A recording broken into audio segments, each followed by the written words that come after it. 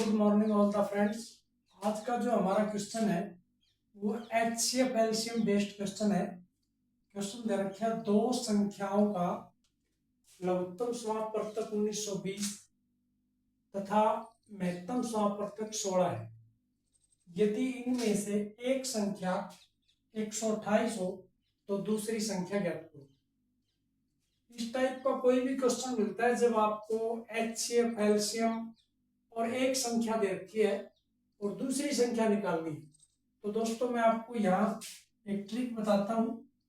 दो नंबर्स के बीच में जब आपको HCF एलसीएम दे रखे हो तो उन्हीं दो नंबरों का आपस में क्या रिलेशन होता है, उस ट्रिक्स को समझिए आप।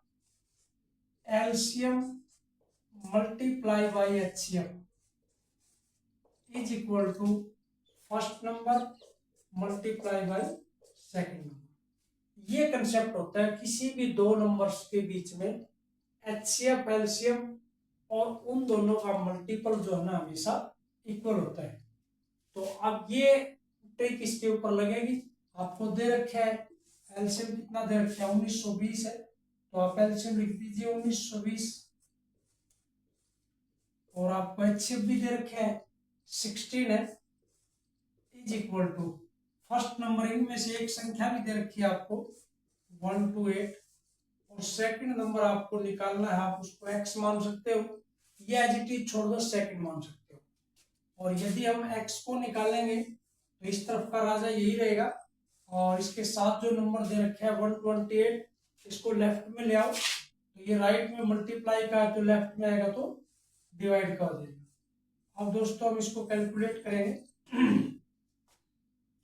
ये 16 से जा रहे हैं, 16 8 जा 16 8 128 और अब हम इसको 8 से काट देते हैं। 8 दूनी हो जाएगा 16, 3 बचता है 32 हो गए, 8 चौके 32 और 0 का 0। तो आपके पास x मतलब जो दूसरा नंबर होगा वो क्या होगा 240 और इसके लिए आपको बी ऑप्शन क्लिक करना है। 240 एक बार इसका सही आंसर होगा।